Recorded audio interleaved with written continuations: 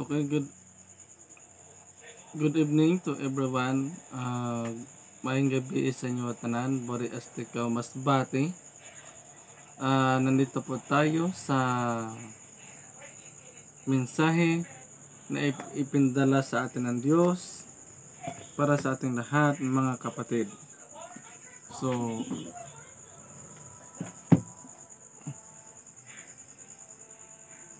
mga kapatid, isipan natin na mahal tayo ng Diyos para mailuwal kita at mailigtas at iayos ang ating buhay na para makakamit natin ang ating kapaghatihan sa Kanya. Dahil mismo sa atong mga kapatira natin sa mga pananampalataya sa saan mang sulok ng mundo, ito na po ang tamang panahon na kinahanglan na dapat ang ating dahigon ang Diyos na para gumawa tayo ng kaayusan. Gumawa tayo ng kaayusan sa ating kapwa para may pabukal tayo sa Ginoo.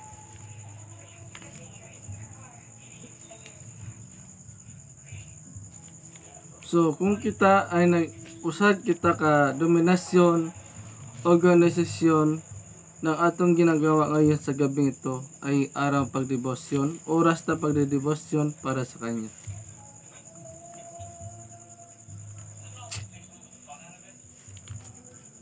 Kaya, mga kapatid natin,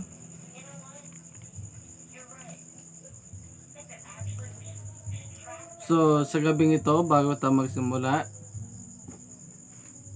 so, para sa opening song natin, po, ang kantahin natin, Dili Kabayran. Pasalamatan ko karon ang Ginoo sa mga katuigan nga naangkon ko, bisan pa sa akong mga kasakitan, giatiman niya ako o giampingan. Unsa man ang ibalos ko sa Dios,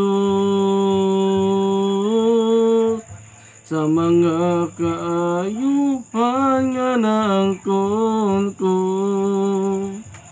dili kabayran sa salapin ni bunawan. Ang kinabuhi ko ihalad ko kanimo, nag-anam naunta ako kahulog, apan gisapnay mo ako Ginoo. Pinaagi sa gugma mo nga way paglubag, sa kagulanan ko gilipag mo ako. Pasalamatan ko karon ang Ginoo sa mga katuigan nga naangkon ko, bisan pa sa akong mga kasakitan, giatiman niya ako o giampiwan. Unsa man ang ibalos ko sa Dios, sa mga kaayuhan nga naangkon ko, dili kabayran sa salapin ni bunawan. Ang kinabuhi ko ihalad ko kanimo. Naganak naunta ko kahulog, apan gisaknay mo ako, Ginoo. Pinaagi sa gugma mo nga way paglubag, sa kagulanan ko gilipay mo ako. Sa panahon nga ako na malandong, sa nabilin nga kinabuhi ko karon, ihalad ko kini sa Ginoo. O bisan pa ng mga butang nga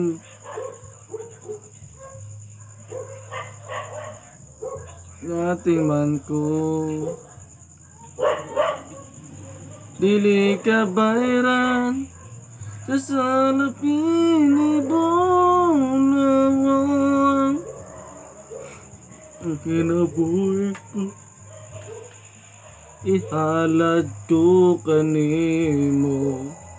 Ang kinabuhi ko ihalad ko kanimo.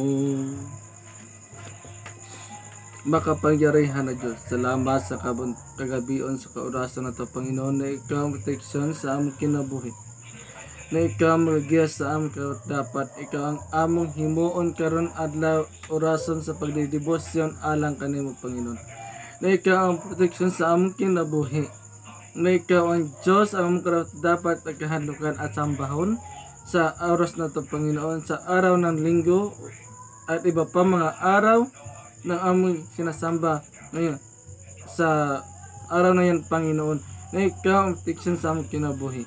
The name of the Jesus, to pray to God with the glory. Amen. So, sa gabing ito, maranasan natin ang pagmamahal ng Diyos sa atin. Kung pakikiusap tayo ng Panginoon. Mga igsoon, nahibalo ba kamo sa magandang balita na ibinigay ng Diyos sa atin, mga kapatiran? Isipon natin ng mga igsoon, kung dapat kita at tunay sa iya at tagapaglingkod sa aton pananampalataya. Dahil mismo na nawala kita sa inihimo na mga kasalanan. At paano natin masabi na kita ay bago na? Mga ka-vloggers naton o mga igsoon sa unod sa pananampalataya, isipon naton kung kita ay naging isa karanyaan at isad na napaghatol sa atin, mga igsuonan. Kung kita ay naging isang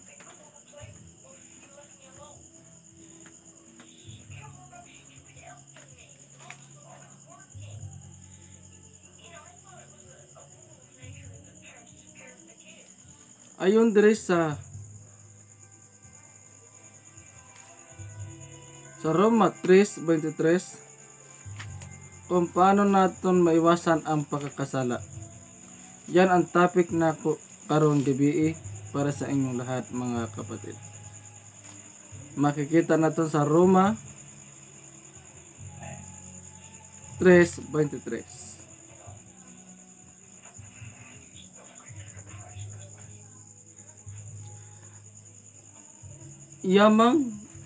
Yamang ang lahat ay nakasala ay hindi nakaabot sa kalwatian ng Diyos.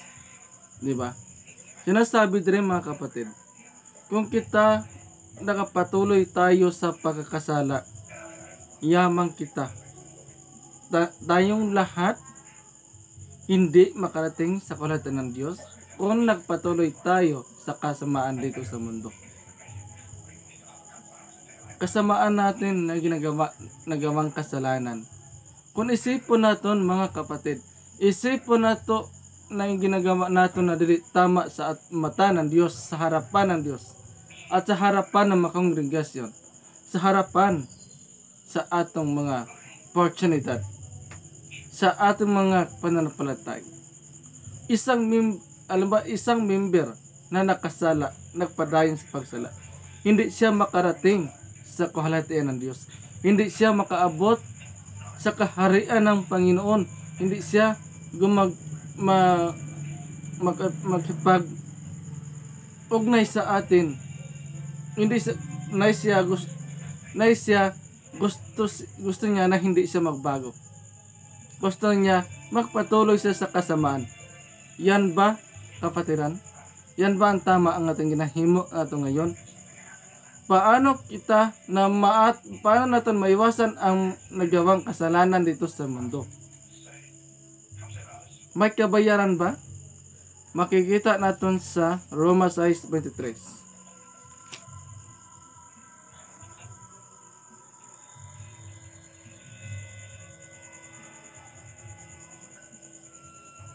Sapagkat ang kabayaran ng kanyang kasalanan ay kamatayan, ngunit ang kaloob ng Diyos na walang bayad ay buhay na walang hanggan kay Kristo Jesus na Panginoon natin.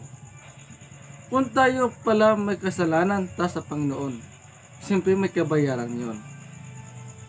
Dito sa mundo, dito sa mundo natin, dito sa ating physical, personal. Pag once na makasala, iharap sa barangay, iharap sa pulis, iharap sa abogado. Pag once na makapatay tayo, nandyan tayo sa kulungan. Auman sa spiritual natin, ang ginagawa natin na hindi tama, dapat hindi tayo gumawa ng kasalanan. Dapat i-perfect natin. Paano tayo makiperfecto? Paano tayo iwasan ng kasalanan? Pirmi kita nakasala naman sa Panginoon. Pirmi kita makasala sa mga tao. Wala tayong kasalanan sa tao, sa Diyos kita nakasala.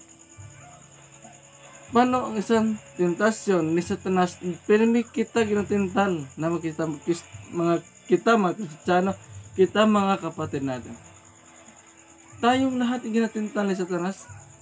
Ginatestingan ta sa Panginoon kung paano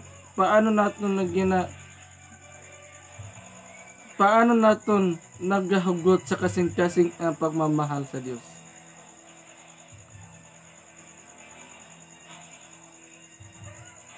Kapag isipan natin mga kapatid, dahil mismo na ang Diyos wala na pabaya sa atin. Ang mismo ang Panginoon na nagsasabi na katotohanan ang ating ginagawa. Di ba? Mga kapatid natin.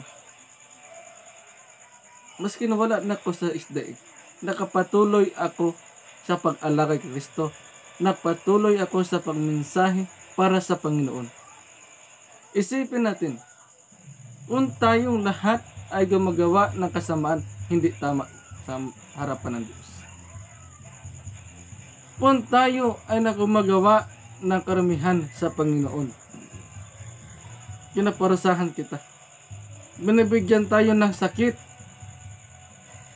Para sa akin ngayon, binigyan ako ng Panginoon ng lupang. Karamdaman ngayon, ginatestingan ako sa Panginoon kung saan gutob ang aking pagtuo sa Kanya. Saan hanggang ang maging patotoo na maging pananampalataya sa Kanya at nagapaglingkod sa Kanya sa paanan niya. So, paano kita maliligtas? Paano naton maliligtas ang atong buhay? Makikita naton sa Juan 1:12.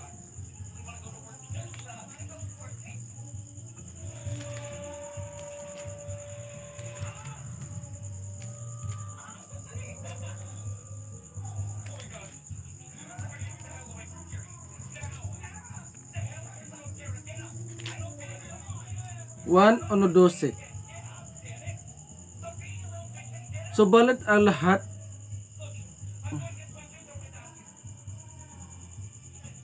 ang tumatanggap sa kanyang sumampalataya sa kanya, pangalan ay kanyang ipinapakaloob sila ng katapatan, ang maging mga anak ng Diyos.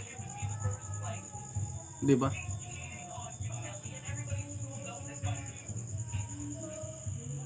Paano tayo kailangan tanggapin natin ang kaligtasan. Kailangan tatanggapin natin ang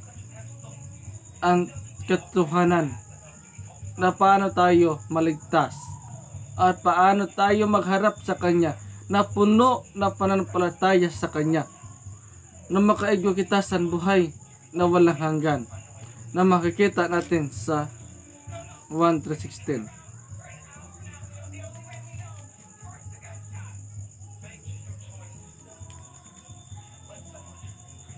Sapagkat gayon na lamang ang pag-ibig ng Diyos sa sanlibutan, ang ibinigay niya ng kanyang tanging anak upang ang sinumang sa kanya'y sumampalataya ay huwag mapahamak, kundi ang magkaroon ng buhay na walang hanggan. Yan. Isipin natin mga kapatid. Ayan. Yan, isipin natin.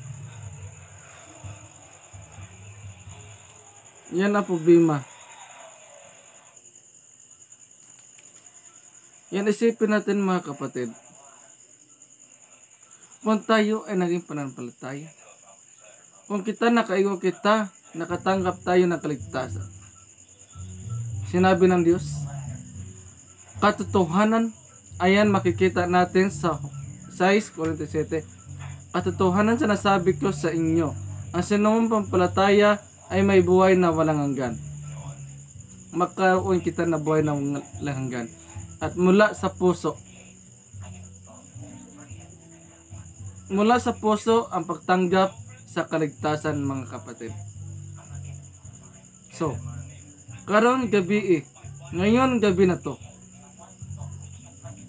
andam ba kayo na tatanggapin si Kristo sa ating buhay, na buhay na bilang personal tagapagligtas? Isipin natin mga kapatid. Isipin natin kung paano tayo maliligtas sa lahat na kapahamakan, sa lahat na naranas natin na tayong lahat na makaroon na buhay na walang hanggan. Isipin natin, yan atong problema karon sa gagabion. So, dire sa akon doctrine,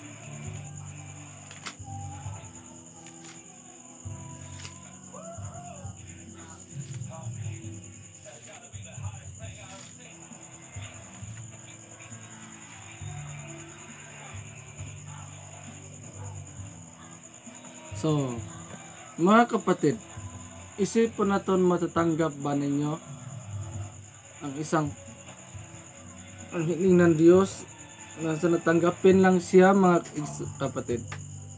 So, dahil mismo na ang Diyos na wala nagpabaya sa atin, na ang Panginoon na hindi nakapabaya sa atin, mismo tayong lahat at makatulong sa kapwa natin. Salamat sa gabing ito. To God be the glory. Sa pangalan ng Ama, ng Anak, ng Espiritu Santo. Amen. Good night. Paki-shout out po sa atong umaabot na miyura, si Madam Alma Silva Albao Alvesa, Arangkada Claveria, basta.